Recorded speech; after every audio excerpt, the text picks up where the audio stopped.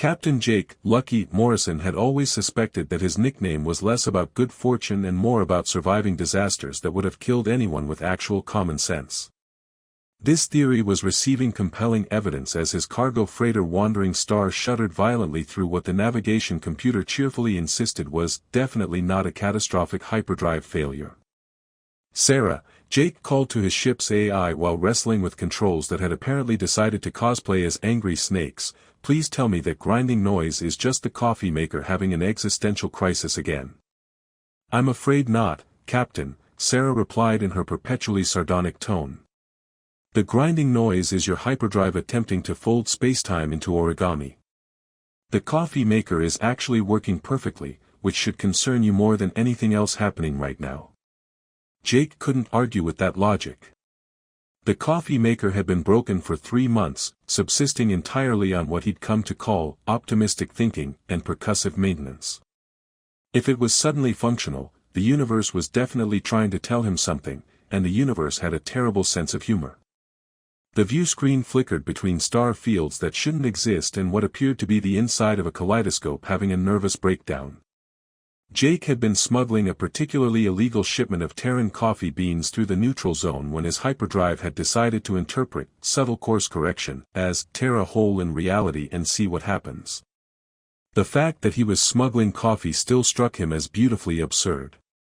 In a galaxy full of plasma weapons, synthetic drugs, and black market quantum processors, Jake Morrison was risking life and limb to transport caffeinated plant matter to caffeine-deprived colonists who missed the taste of dirt-grown beans. "Any idea where we are, Sarah?" Jake asked, trying to ignore the way his pilot's chair was vibrating like a massage chair designed by someone who fundamentally misunderstood the concept of relaxation.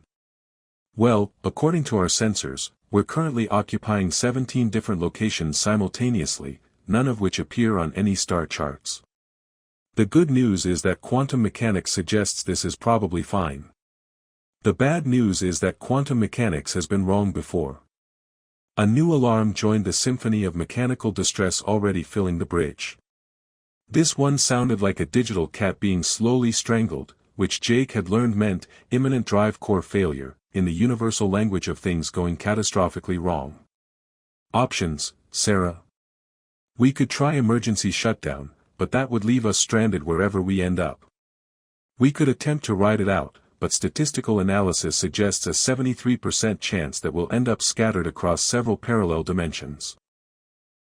Or," Sarah paused dramatically, "we could accept that your luck has finally run out and start composing amusing last words." Jake considered this while the ship bucked like a mechanical bull operated by someone with serious anger management issues. Through the chaos of alarms and sparking control panels, he caught a glimpse of something impossible on the view screen, a star system that pulsed with colors that didn't belong in normal space, surrounding a world that seemed to shimmer like a soap bubble. "Sarah, are you seeing this?" "I'm seeing several things that shouldn't exist, Captain." "Could you be more specific about which impossibility concerns you most?" Before Jake could answer, the hyperdrive made a sound like the universe clearing its throat, and everything went sideways. Not metaphorically sideways, but literally, physics-defyingly sideways, as if someone had rotated reality 90 degrees and forgotten to mention it to the laws of motion. The wandering star tumbled out of hyperspace like a drunk person falling out of a bar, all dignity abandoned and momentum pointing in entirely the wrong direction. Jake's last coherent thought before the ship began its unscheduled lithobraking maneuver was that he really should have updated his insurance policy. The crash landing was surprisingly gentle, considering that it involved a 40-meter cargo freighter impacting an alien world at several hundred kilometers per hour. The ship skipped twice across what appeared to be a crystalline lake, leaving a trail of sparks and startled fish-like creatures, before coming to rest in a grove of trees that glowed with soft bioluminescence. Jake hung upside down in his crash webbing, taking inventory of his various body parts and finding them all disappointingly attached. The bridge looked like it had been redecorated by an explosion, but the air recycling system was still humming and nothing seemed to be on fire, which counted as a victory in Jake's book. "Status report, Sarah." "Well, Captain, the good news is that we're alive. The bad news is that we're alive on a planet that doesn't exist, breathing air that shouldn't be breathable, surrounded by trees that are apparently powered by tiny fusion reactors. On the bright side, the coffee maker is still working. Jake managed to extract himself from the webbing without breaking anything important and stumbled toward the exit hatch.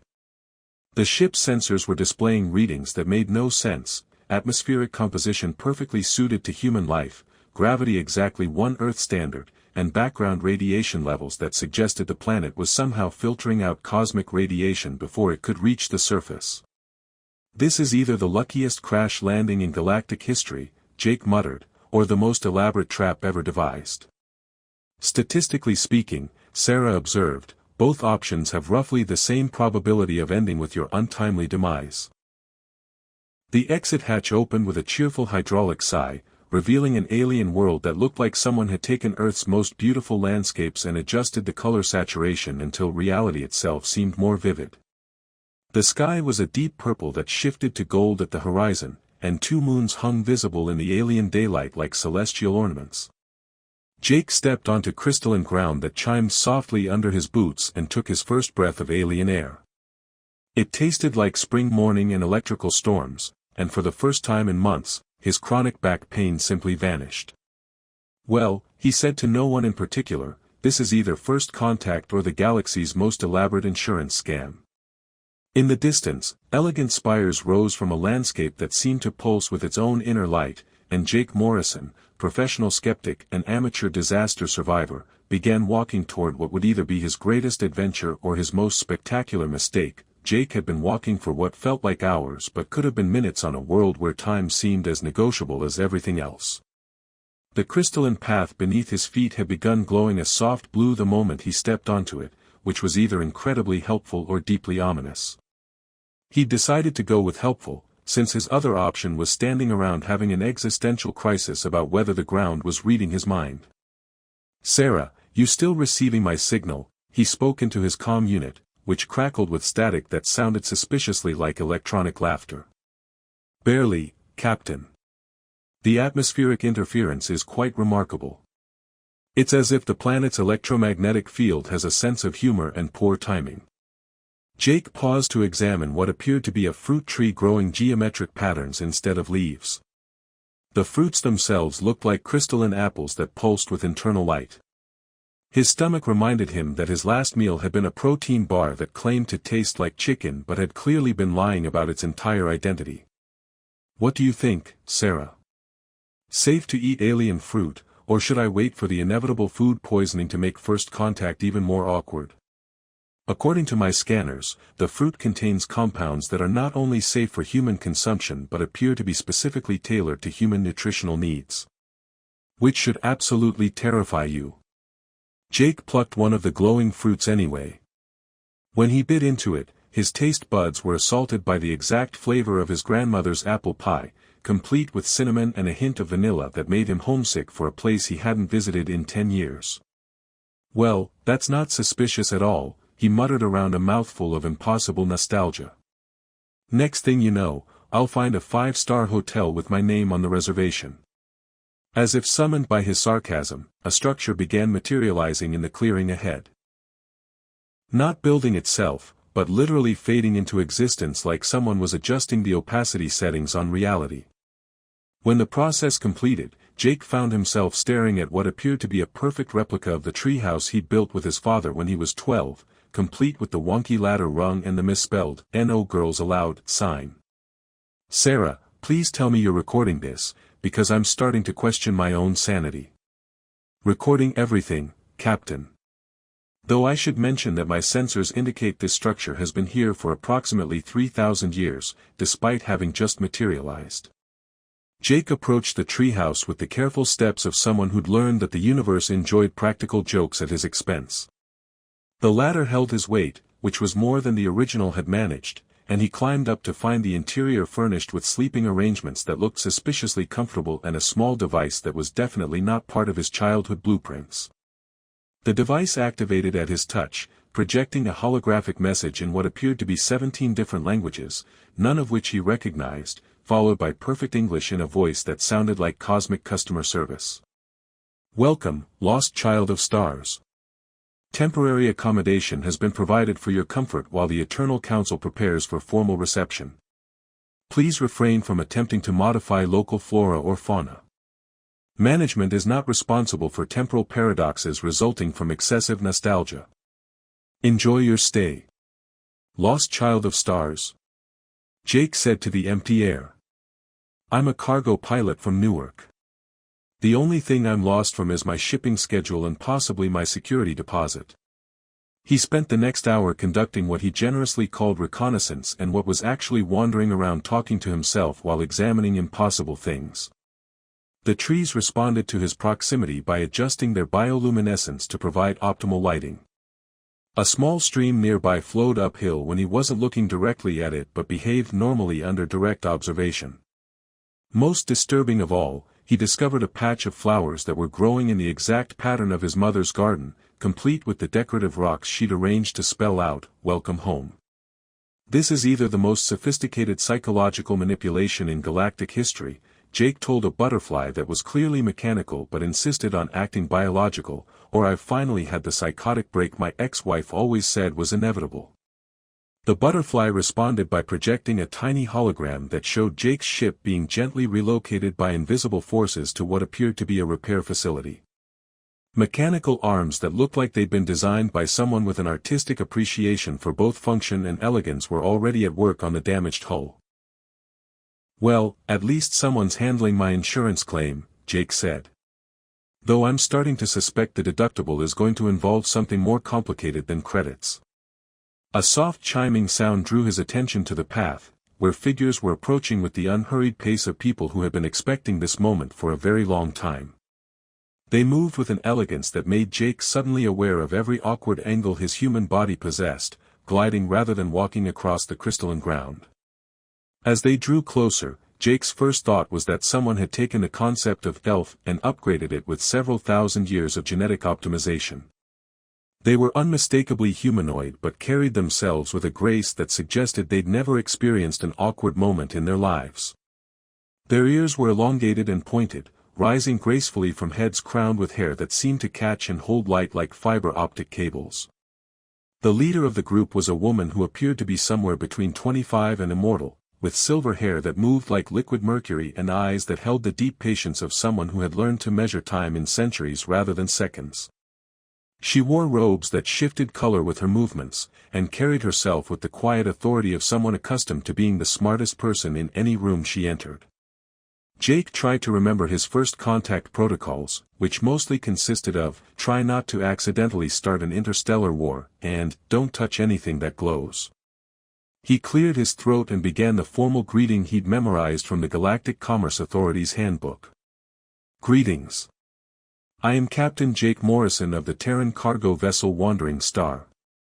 I come in peace, representing the interests of humanity and the principles of free trade and mutual understanding as outlined in The woman raised a single elegant hand, and Jake's voice simply stopped working. Not because she'd done anything to him, but because the gesture carried such profound authority that his vocal cords decided to take a union break. She studied him with eyes that seemed to catalog every detail of his existence, from his scuffed boots to his 3-day stubble to the coffee stain on his jacket that he'd been pretending wasn't there. When she finally spoke, her voice carried harmonics that seemed to resonate in frequencies Jake could feel in his bones. Finally. The word hung in the air between them like a key turning in a lock that had been waiting 3,000 years to open. Jake felt the weight of cosmic significance settling on his shoulders like a lead blanket, and his immediate response was the same one that had gotten him through every major crisis of his adult life. Finally what? Did I miss an appointment? Because I should mention that my calendar's been completely shot since the hyperdrive decided to redecorate local spacetime. The woman's companions exchanged glances that managed to convey entire conversations without a single word being spoken. One of them stepped forward and whispered something in a language that sounded like wind chimes having a philosophical discussion. He's exactly as the prophecies described, the woman said, and Jake wasn't sure if she sounded pleased or resigned. Lost, confused, inappropriately humorous in the face of destiny, and completely unaware of his own significance. Prophecies? Jake's voice cracked slightly. Look, I think there's been some kind of cosmic clerical error. I'm nobody's prophesied anything. I'm just a guy who hauls cargo for people who pay in advance and don't ask too many questions about shipping manifests. The woman smiled, and the expression transformed her face from merely beautiful to Captain Jake Morrison had always suspected that his nickname was less about good fortune and more about surviving disasters that would have killed anyone with actual common sense. This theory was receiving compelling evidence as his cargo freighter Wandering Star shuddered violently through what the navigation computer cheerfully insisted was definitely not a catastrophic hyperdrive failure. "Sarah," Jake called to his ship's AI while wrestling with controls that had apparently decided to cosplay as angry snakes, "please tell me that grinding noise is just the coffee maker." The woman who claimed Jake was cosmically significant introduced herself as Lyralii of the Eternal Watch, which sounded like either a very important title or the kind of pretentious name someone gave themselves after reading too much fantasy literature. Given that she was standing in front of him on an alien world that had apparently been expecting him for millennia, Jake was leaning toward the former. "Before we proceed with the whole fulfilling ancient prophecy situation," Jake said, "could someone explain why your people speak perfect English? Because either you've been monitoring our broadcasts for decades, or this is about to get really awkward when I find out you've been learning from our soap operas." Lyralii's companions exchanged what Jake was beginning to recognize as their signature look of amused patience. One of them, a tall male with intricate tattoos that seemed to shift patterns when Jake wasn't looking directly at them, stepped forward. "We have been studying your species for 3,000 years, Jake Morrison," he said in an accent that sounded like someone had crossed Oxford English with the music of wind chimes. "Though I admit our cultural databases may be somewhat outdated. Are humans still primarily communicating through interpretive dance?" "That was never a thing," Jake said automatically, then paused. "Wait, 3,000 years? How long have you people been waiting for me specifically?" "Since the first quantum resonance patterns revealed the coming of the lost child," Lyralii replied. "Though I should clarify that we weren't waiting for Jake Morrison specifically. We were waiting for whoever would carry the harmonic frequency necessary to restore the balance. The fact that it turned out to be a coffee smuggler with questionable navigation skills is either cosmic irony or cosmic humor." "Probably both," Jake muttered. "The universe has always had terrible timing. So what exactly is this harmonic frequency, and why does everyone keep talking about it like I should know what it means?" Lyralii gestured toward the crystalline formations that dotted the landscape. "Your quantum signature resonates at the precise frequency needed to synchronize with our world's crystal network. It's like having the exact right key for a very complicated lock. And what happens when this lock gets unlocked? Either our civilization is saved from extinction, or both our worlds are consumed by an ancient evil that feeds on life force itself." Lyralii delivered this information with the casual tone of someone discussing weekend weather plans. "The prophecies are remarkably unclear on which outcome is more likely." Jake stared at her. "You're telling me that my presence here might accidentally trigger the apocalypse?" "Two apocalypses, technically. But let's remain optimistic." "This is your idea of optimism?" Jake's voice climbed several octaves. "Where I come from, optimism involves things like finding a parking space or getting your coffee order right on the first try." The tattooed alien, who had introduced himself as Kalen, consulted what appeared to be a crystalline tablet that projected holographic symbols into the air. "According to our cultural studies, humans also express optimism through the consumption of fermented beverages and the ritual gathering around combustion-based entertainment devices." "You mean beer and campfires?" "Precisely. We have prepared both for your comfort, though I should warn you that our version of fermented beverages may have mild psychoactive properties and occasionally cause temporary synesthesia." "Of course they do," Jake sighed. "Because nothing about this situation could possibly be straightforward." Lyralii led the group toward the elegant spires Jake had seen in the distance, which turned out to be part of a city that seemed to grow from the landscape itself rather than being built upon it. The architecture flowed like frozen music, all curved lines and impossible angles that somehow managed to be both alien and familiar at the same time. "So let me get this straight, Jake said as they walked along paths that continued to light up helpfully beneath his feet. Your people have been the galaxy's secret guardians for thousands of years. There's an ancient evil that wants to eat everything, and I'm somehow the key to fixing all of this? That's a remarkably succinct summary, Lyralii agreed. Though you're missing the part where our world is currently dying from an energy plague that's stripping us of our connection to the crystal network. Energy plague? Kalen's tattoos shifted to what Jake was learning to recognize as a pattern indicating concern. It began 6 months ago. Our people are losing their ability to interface with the quantum crystals that maintain our technology, our life support systems, and our connection to the Galactic Barrier Network. Galactic Barrier Network? The defensive systems that keep the Devourers contained in the void between realities, Lyralii explained. Your Earth has been protected by these barriers for its entire history. Without them, your world would have been consumed long ago. Jake stopped walking. You're telling me that Earth has been under alien protection this whole time, and nobody bothered to mention it? We prefer to work quietly. Besides, every time we've attempted direct contact with your species, you've either tried to worship us or dissect us. Sometimes both simultaneously. Fair point, Jake admitted. So what happens if these barriers fail? The Devourers break free and consume every living world in the galaxy, starting with those closest to the breach points. Unfortunately, Earth's solar system is directly adjacent to the largest potential breach. Jake felt the familiar sensation of the universe playing an elaborate practical joke at his expense. Let me guess. My harmonic frequency is the only thing that can fix the barrier network. The prophecies suggest that the lost child's frequency can either restore the network or catastrophically destabilize it, depending on how the synchronization process is performed. Lyralii's expression was carefully neutral. The instructions are somewhat ambiguous. Ambiguous how? Well, they're written in quantum poetry, which is notoriously difficult to translate into practical application. The key verse roughly translates to, when the child of distant stars returns home, the harmony of endings and beginnings shall either sing the song of renewal or compose the symphony of final silence. Jake rubbed his temples, where a headache was building that had nothing to do with alien atmospheric pressure. Quantum poetry. Of course. Why would ancient cosmic instructions be written in something useful like a technical manual? The ancients believed that truth could only be preserved through metaphor, Kalen explained. They felt that literal instructions would become corrupted over time, while poetic meaning would remain pure. The ancients were clearly not engineers, Jake muttered. Has anyone considered that maybe the prophecy is just really bad poetry written by someone having a cosmic bad day?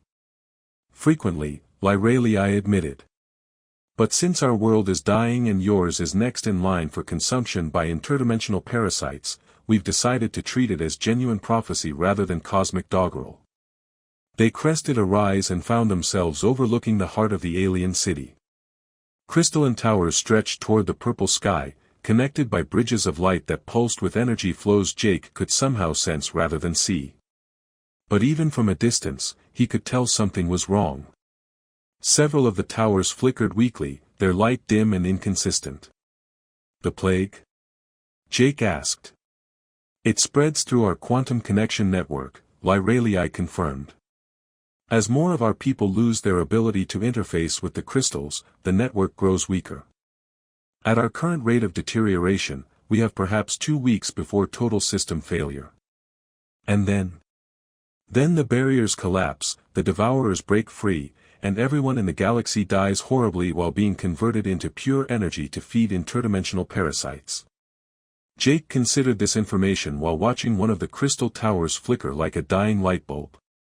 You know, when I woke up this morning, my biggest concern was whether I had enough coffee for the jump to the outer rim. This is definitely an upgrade in terms of cosmic significance. We could arrange for coffee, Kalen offered helpfully. Our replicators have been programmed with the molecular patterns of several Earth beverages, though they may taste slightly different due to local atmospheric variations. That's very thoughtful, but I think caffeine is the least of my problems right now. Jake turned to Lyralii. So what exactly does this synchronization process involve? Please tell me it's something simple like pressing a button or saying magic words. Lyraliai's expression suggested it was neither simple nor magical. You would need to interface directly with the primary crystal matrix at the heart of our network. The process requires establishing a quantum resonance link between your neural patterns and the collective consciousness of our world. Collective consciousness. Every Veilthera who has ever lived has left an imprint in the crystal network. The synchronization process would temporarily connect you to all of them simultaneously. Jake felt a chill that had nothing to do with the alien breeze. How temporarily? The exact duration is unclear. Somewhere between a few moments and the rest of your natural lifespan. And what are the side effects of having several million alien minds sharing space in my head? Again, the prophecies are vague. Possibilities range from transcendent enlightenment to complete psychological dissolution. Jake looked out over the dying crystal city and felt the weight of two worlds settling on his shoulders. So my choices are, try this synchronization process and possibly go insane or die, or do nothing and watch everyone in the galaxy get eaten by cosmic parasites. That's an accurate assessment, Lyraliai agreed. Though I should mention that the coffee we replicated is quite good. Well, Jake said, at least there's that. The primary crystal matrix turned out to be located in what Lyraliai called the heart chamber, which Jake had expected to be some kind of mystical cavern filled with ancient symbols and dramatic lighting. Instead, it looked suspiciously like the server room of a particularly ambitious tech company, if that company happened to be run by beings who understood that form and function didn't have to be mutually exclusive. Crystalline columns stretched from floor to ceiling, humming with energy that Jake could feel in his dental fillings. The air itself seemed to vibrate with potential, and every surface reflected light in ways that suggested the room existed in more dimensions than his eyes could properly process. This is it? Jake asked, trying not to sound disappointed. I was expecting something more mystical. The ancients were very practical people, Lyraliai explained. They believed that if you were going to build a device capable of manipulating reality itself, it should at least be ergonomically designed.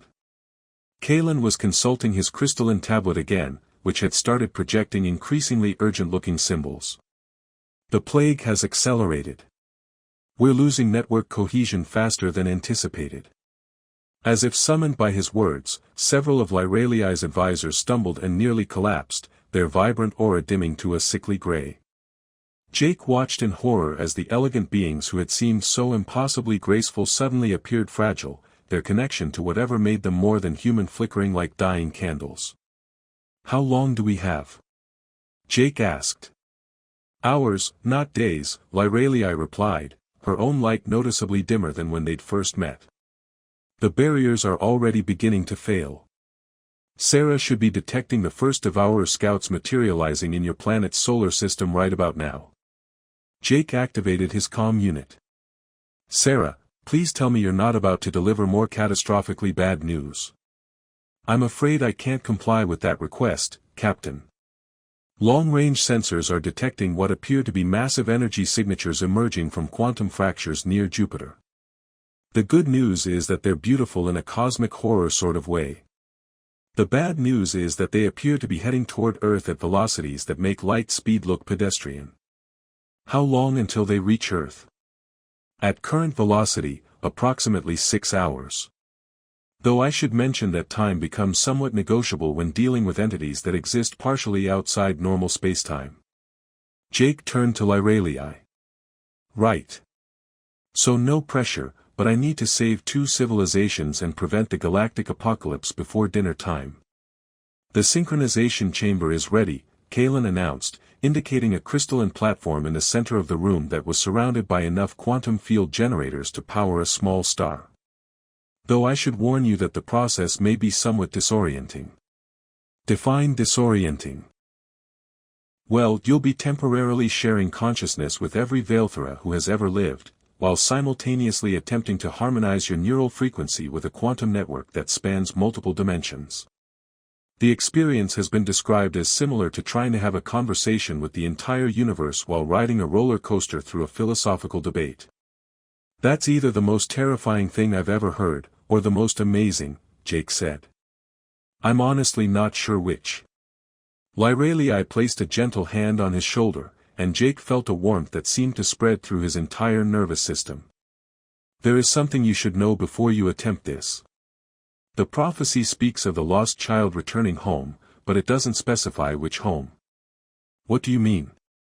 Your harmonic frequency resonates with our crystal network because you carry Veilthra genetic markers. Somewhere in your ancestry, human and Veilthra bloodlines crossed. You're not just the key to saving our worlds, you're literally one of us who was lost among the stars. Jake stared at her. You're telling me I'm part alien? It would explain your inexplicably good luck with impossible situations, Sarah's voice crackled through the calm, also your terrible taste in career choices and your ability to find trouble in the most unlikely places. Thanks for the psychological analysis, Sarah. Jake looked around the chamber at the dying crystal network, the weakening Veilthra, and the quantum machinery that represented his only chance of preventing galactic extinction. So if I do this and it works, what happens to me? The prophecies suggest that the lost child will find their true home, Lyralii said carefully. Whether that means you stay here with us or return to your ship with new understanding is unclear. And if it doesn't work? Then we all die horribly, and the universe gets converted into devourer food. Kalen somehow managed to make this sound like a minor inconvenience. But let's remain optimistic. Jake stepped onto the crystalline platform, which immediately began humming with harmonics that seemed to resonate in frequencies his bones could hear. You know, 6 months ago my biggest decision was whether to take a shipping contract to the frontier or stick to the safe inner rim routes. This is definitely an upgrade in terms of life-altering choices. Are you ready? Lyralii asked. Jake thought about his ship, currently being repaired by alien technology he didn't understand. He thought about Earth, where people were going about their daily lives completely unaware that cosmic parasites were currently heading their way. He thought about the coffee beans in his cargo hold, which had started this entire adventure and would probably never reach their intended destination. No, he said honestly. But I don't think anyone's ever really ready to save the universe. Let's just hope my luck holds out for one more impossible situation. The quantum field generators activated with a sound like the universe taking a deep breath. Jake felt his consciousness expand, first slowly, then with terrifying speed, as his awareness merged with the vast network of Veilthra minds that had been waiting 3,000 years for this moment. For an instant that lasted forever, Jake Morrison experienced what it was like to be a collective consciousness spanning millennia. He felt the weight of ages, the accumulated wisdom of a species that had dedicated itself to protecting younger civilizations, and the bone-deep weariness of beings who had carried responsibility for the galaxy's safety for longer than human civilization had existed. But he also felt something else, recognition. The Veilthra minds weren't foreign to him, they were familiar, like coming home to a family he'd never known he'd lost. His human memories remained intact, but they were now contextualized within a larger understanding of who and what he truly was. The synchronization process reached its crescendo, and Jake felt his harmonic frequency align with the crystal network. Energy flowed through the quantum matrices, revitalizing systems that had been dying, restoring connections that had been severed by the plague, and most importantly, reinforcing the galactic barriers that kept the devourers contained. Sarah, Jake called out through the harmonizing energies, status report on those unwanted visitors. The quantum fractures are closing, Captain. The devourer scouts are being pulled back into whatever cosmic nightmare they came from. Earth's solar system is secure. The energy fields around Jake began to fade, and he found himself still standing on the crystalline platform, still fundamentally human, but somehow more than he had been before. The Veilthra around the chamber were glowing with renewed vitality, their connection to the network restored and stronger than ever. The plague, he asked. Eradicated, Lyralii confirmed, her eyes bright with tears that sparkled like liquid starlight. The network is not only restored but enhanced. The barriers will hold for millennia to come. Jake stepped down from the platform, surprised to find that his legs still worked and his mind, while expanded, remained recognizably his own. So what happens now? Now, Lyraeli, I said, you choose. You can return to your ship and your cargo routes, carrying the knowledge of what you've accomplished and the understanding of your true heritage. Or you can stay here and help us guard the galaxy from threats that most civilizations never know exist. Jake considered this while looking around the chamber at beings who were no longer entirely alien to him. The Veilthera had become family, but Earth was still home. His ship was still his ship, and somewhere in the galaxy, there were probably colonists still waiting for coffee beans that would never arrive. Can I ask for a third option? Such as? Well, the barriers are stable now, but they weren't designed to be maintenance-free forever. Someone's going to need to check on them periodically, make sure the quantum resonance stays properly calibrated. Jake grinned. Sounds like a job for someone with a fast ship and a talent for finding trouble in unlikely places. Lyraeli smiled back. A traveling guardian. Someone who could move between worlds, carrying messages and maintaining the network from the human side of the equation. Plus, Jake added, I still have a cargo business to run. Though I might need to update my insurance policy to cover interdimensional incidents and cosmic responsibility. The Council would be honored to have you serve in such a capacity, Kalen said formally. And I get to keep my ship. We've taken the liberty of upgrading your hyperdrive with some improvements, Lyraeli said. You should find that navigation is considerably more reliable now, and the coffee maker will never break again. Jake laughed, feeling the sound harmonize with frequencies he was only beginning to understand. In that case, I accept. Though I should probably head back to Earth first and file some kind of report. Accidentally saved the galaxy while smuggling coffee is going to be a fun one to explain to the shipping authority. As they walked back toward the surface, Jake realized that his chronic back pain had never returned, his ship would never break down in quite the same way again, and somewhere in his genetic code, he carried the legacy of a species dedicated to protecting others. You know, he said to Sarah through his comm, I think my luck might actually be improving. Statistically speaking, Captain, preventing the galactic apocalypse does tend to improve one's long-term prospects. Though I should point out that you're now responsible for the safety of multiple civilizations. True, Jake agreed, watching alien stars begin to appear in the purple sky above. But at least the coffee's good. And for the first time in his life, Jake Morrison felt like he was exactly where he belonged, somewhere between the stars, carrying responsibility that mattered, with a ship that would take him anywhere the universe needed him to go.